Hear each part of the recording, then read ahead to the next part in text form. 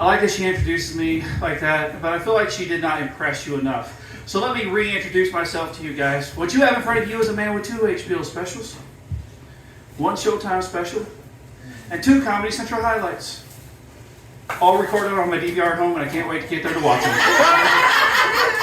Now, you don't know who the heck I am. I'm going to tell you, though. Guys, I'm one of the veterans of comedy. That simply means I'm a comedian who happens to be a veteran. And I'm a very special type of veteran. I'm the type of veteran that believes the word veteran should never be abbreviated to the word vet. You see, vet can mean so many different things. It can mean prior service member. It can mean animal doctor. It can mean Corvette. It can even mean a person who has a lot of experience in their profession. Now, my father-in-law, he was in the service. So was his dog. So in theory, I, as a vet, could help a vet, take his vet to the vet in a vet. Like a vet! You guys are looking at me like, how did I get on the stage? I'll tell you, I was vetted. Guys, I'm up from San Angelo, Texas. Like most military people that live there, I'm not from there. I'm a transplant.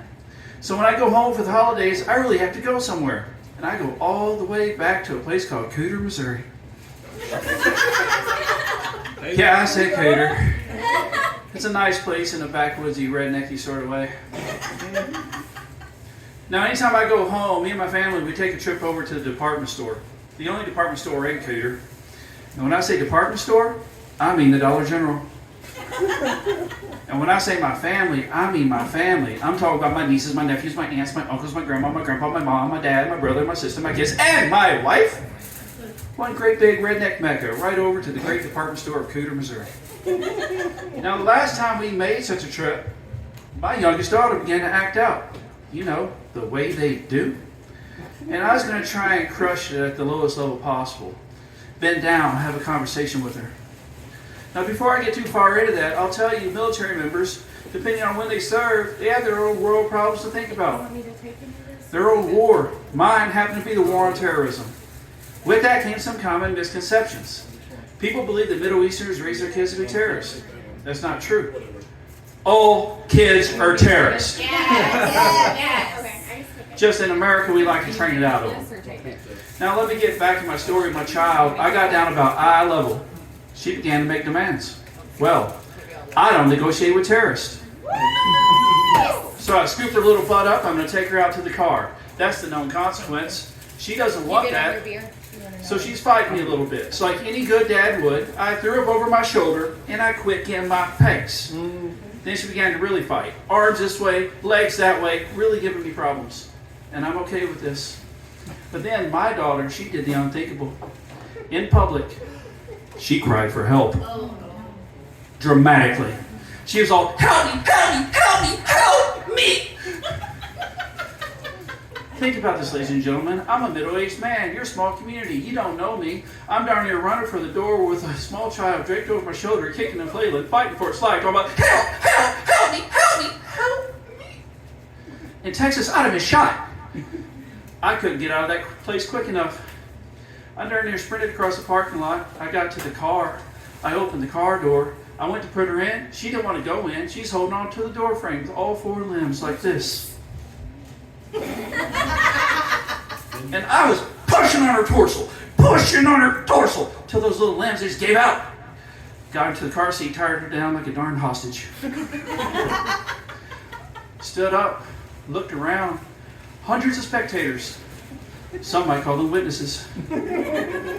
But not a single one of them challenged me. You know why? Because they know. All kids are terrorists, not to be negotiated with.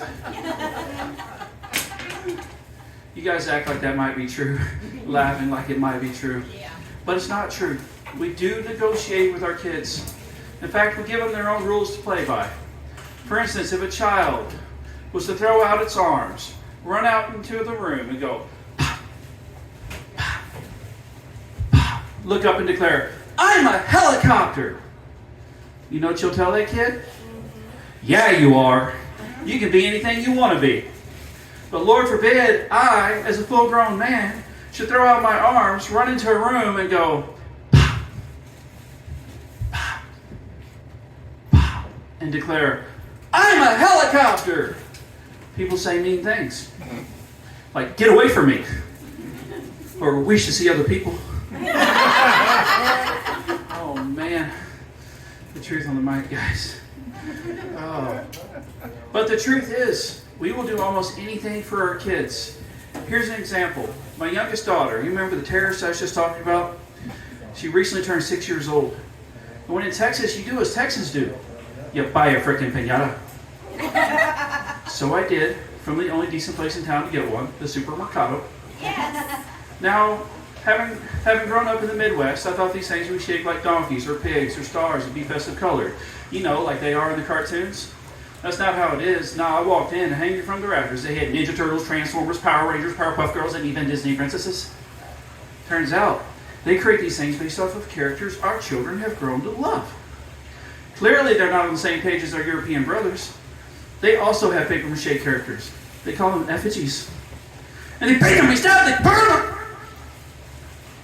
You see, they create theirs based off characters they hate. Armed with this knowledge, I cruised to the register, knowing I was not buying a piñata. No, I was buying an effigy. You see, I was buying Elsa. Oh, I hate Elsa. I love my daughter, though, so I bought the darn thing and I took it home, raised it up. She hit it with everything she had. She said, "Ah!" It didn't break. I gave her another shot. "Ah!" It's okay. You can smile, smirk, giggle, or even laugh because you know that that's the sound that a 6-year-old little girl makes when they hit a piñata. Not my son, though. No. 15 years old. He brought the heat. He brought the hate. He was all, boom, boom, boom, boom, boom. And I guess I was getting into it because I was all, hit her again, son. Hit her again, son. Hit her. And I could feel all the parents' eyes shift towards me. I realized I was conveying a horrible message. So I started backpedaling as quickly as I could. I was all, let it go, son! Let it go, son! Let it go, son! Let it go!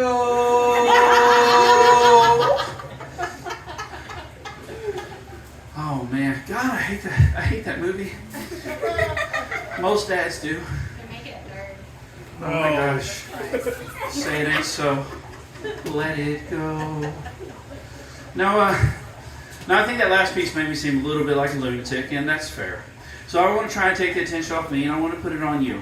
We're going to do a status check, single versus married. If you're single, show me where you're at. Get loud. Yeah. All right, cool. Then this place is about to blow up. Make some noise if you're married. Yay. Is that the same person? Swingers.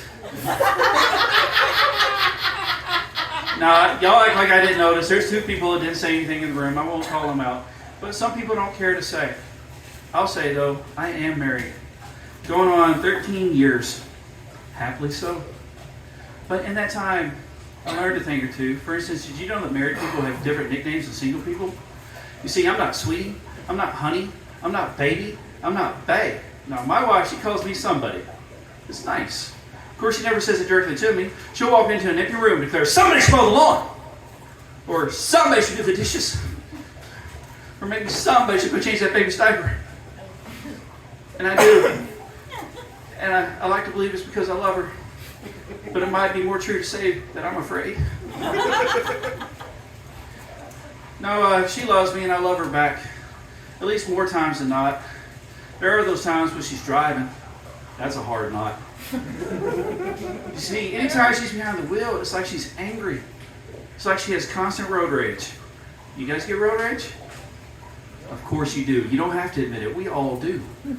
But I recently learned something about myself. I'm pretty tolerant of other drivers. What gets under my skin, what gives me road rage, are the other people in my own car. They make me say things like, don't let me come back there! Or I will turn this car around. Of course, my go-to at the moment is, I'll wreck this car right now and end it all! They don't let me drive the church van anymore.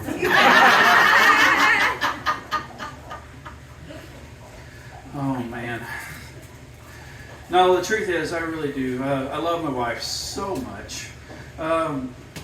But you know, spouses, they can be pretty demanding. For instance, a while back, my wife asked me if I would care to learn a second language with her. I told her, heck no. Sounded like a lot of work. 3 days later, she asked me again, and I knew it was going to be a thing. So I told her, yeah. Would you believe that she let me pick the language? So I chose something that would be completely viable to me here in Texas. I chose Italian. Okay, so not very viable at all, but I worked real hard at it for about a week. It was as tough as I thought it would be, so I quit. But before I did, I took a test. The test that told me I was actually 1.9% fluent in Italian. I'll say that qualifies me to teach you a thing or two, to give you some words. You guys want to learn some Italian? Yeah. Oh, here we go. Teacher table's with me. Figaro, Figaro, Figaro, Figaro, Figaro, Figaro.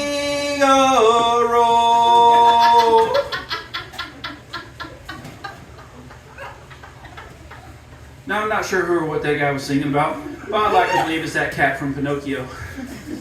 But I digress. I didn't come to talk about that. I came to give you some words. Let's start with ciao.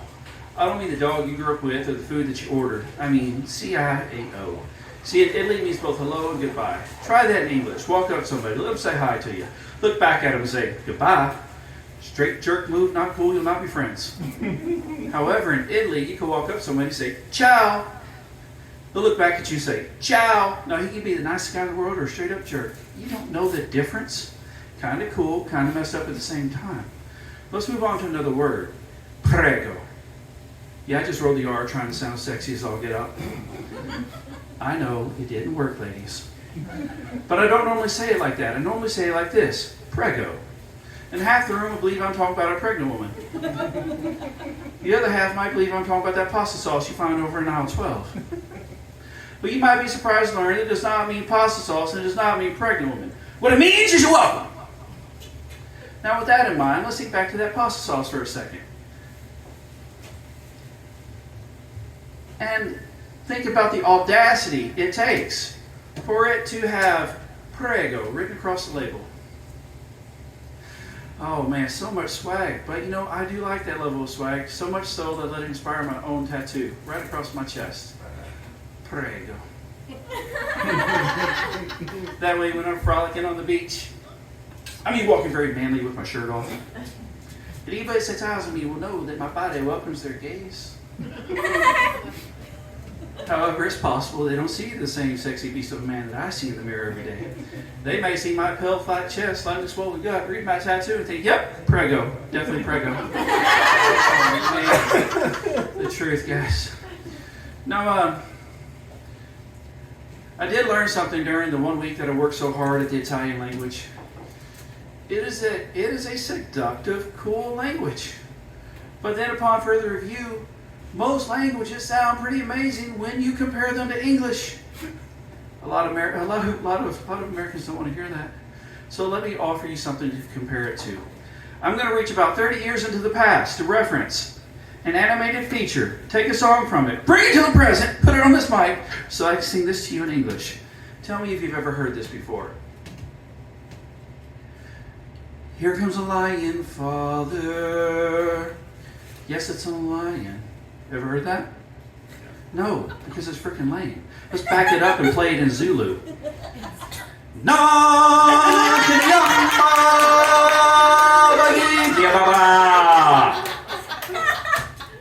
Majestic.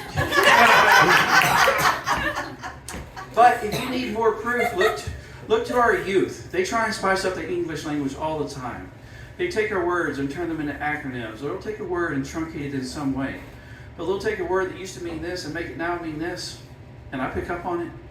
Then I go home and I practice on my daughter, my 17-year-old daughter. I tell her, your eyebrows are on fleek. That means they look good. No cap. That means I'm not lying. She thinks I'm OD, which means I'm overdoing it. I should change my drip, which means stop, Dad. Then she hits me with another word, cringe, because that's what I am. And I get it. But I don't care how she feels because I think that she is lit. And lit is my favorite of the words that the young people use. You see, I'm old enough to have seen its entire evolution. When I was a kid, it was legitimate. And then it was legit. And then it was too legit to quit. Now the kids say lit. For half a second, they drove the word litty. Nobody liked that, so they went back to lit. And I'm glad they did.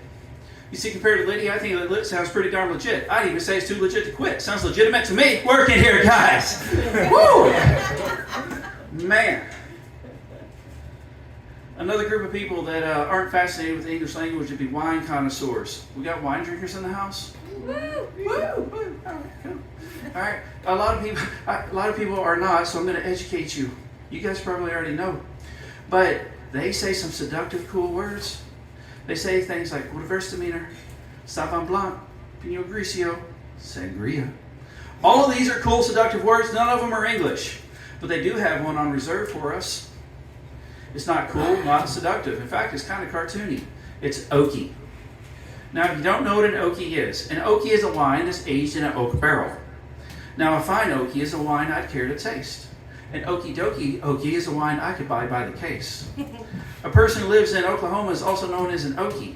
And I tell you that because I want you to know that I could have an okie dokie oaky with an okie dokie oaky, and that'd be okie dokie by me. Still here, guys. Oh, man. Now, the Crawford house, we are word nerds. And as much as I like to use the kids' lingo, my kids like to use my lingo, particularly the things where the words are spelled the same backward as they are forward. You know, palindromes. Things like mom, dad, race car, taco cat. Oh man, taco cat used to be our favorite. But we have a new favorite. It's a whole phrase. I think it's the longest palindrome out there, really. It's, go hang a salami, I'm a lasagna hog. What? That's right, I'll repeat myself. Go hang a salami, I'm a lasagna hog. All right, I too am somewhat of an instructor or a teacher, so I want to teach you that. And if you guys want to play along, that'd be more awesome, because then she'll want to play along more. You ready? I'm going to say one word at a time, and I want you to repeat it to me, because this word really resonated with my family, and I want it to stick with you. So, play my game, guys. You ready? Ready. Here we go. Go. Go. Hang. Hang. A. Salami. Salami. I'm a lasagna hog. Now, I'm going to count to 3. We're going to run it all together. Here we go. You got it? 1, 2, 3. Go hang a salami. I'm a lasagna hog. That was awesome. You guys are looking at me right now with a different palindrome in mind. You're thinking, wow. And in fact, backwards that is wow. Put them upside down, it's mom. Yours.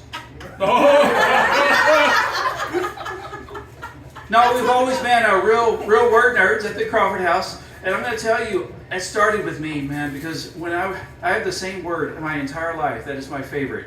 It's the most complicated one that I could say when I was 5.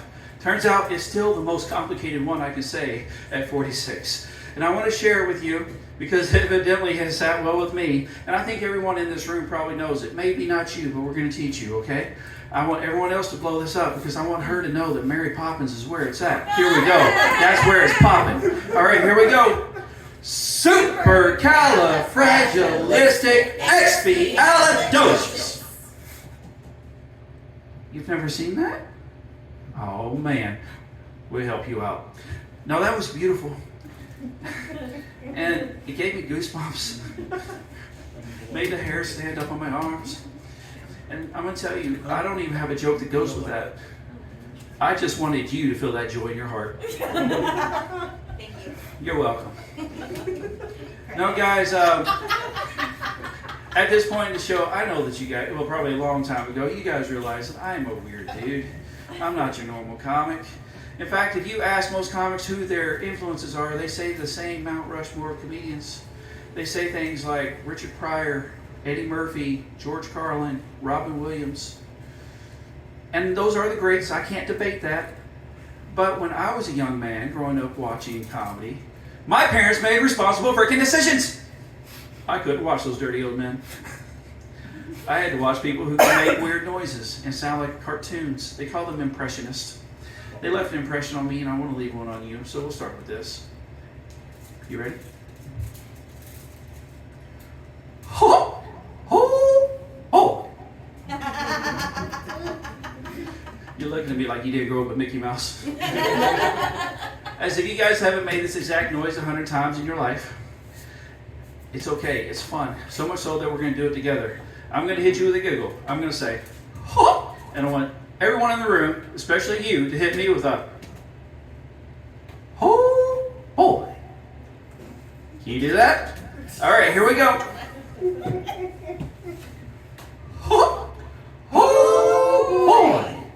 You can do better. Here we go.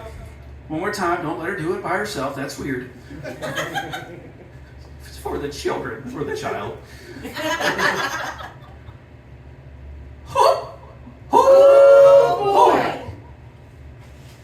Also for the mat, or the child. No, that was really good, man. I want to tell you that your ability to do that means that you have a special power. The power to end any domestic dispute almost instantaneously. I mean, the first person to laugh loses. That's how we play at my house. Isn't that how you do it? So, the next time you're in a heated argument, a back and forth, hit your significant other with one of these. Oh, shut the heck up! I will punch you in the face. Violence will ensue. But here's the deal: is if she laughs, you win. But if she doesn't laugh, she's going to come back at you very, very aggressively, and she'll probably say something to the effect of, oh, "You're just like your father."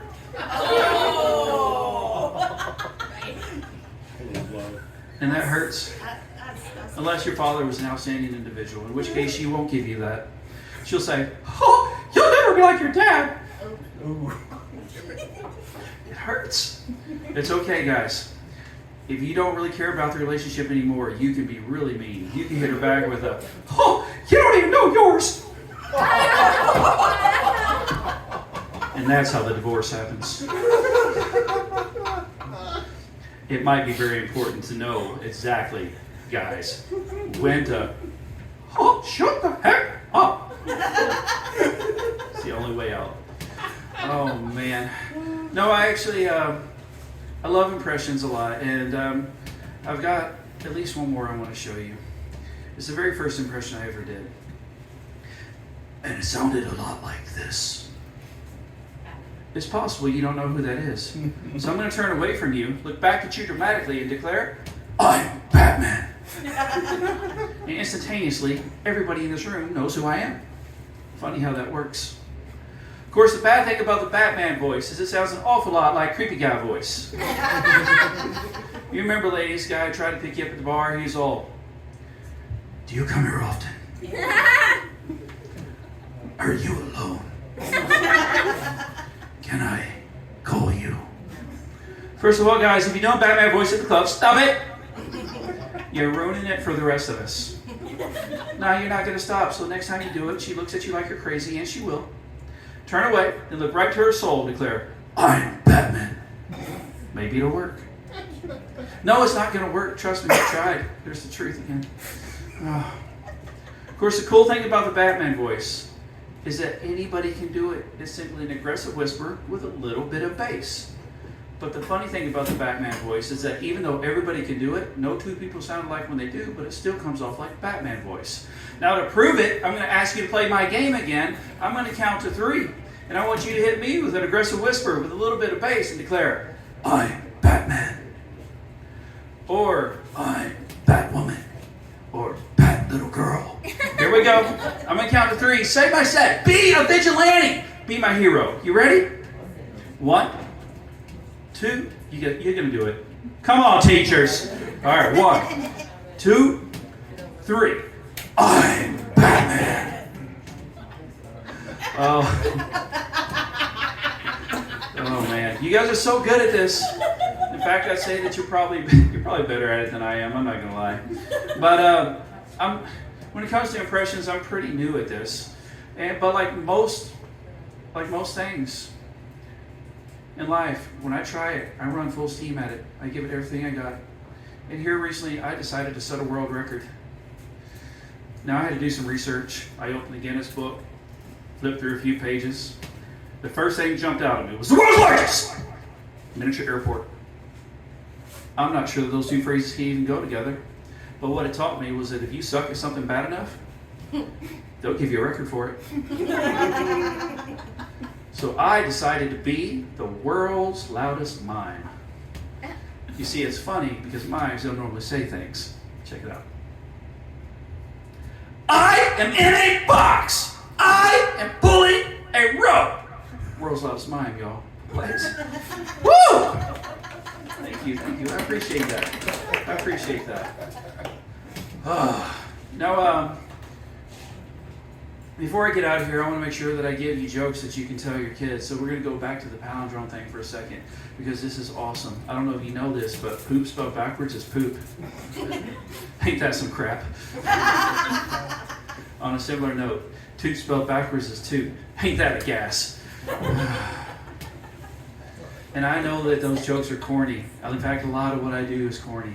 But I also wrote the most corny series of jokes known to man.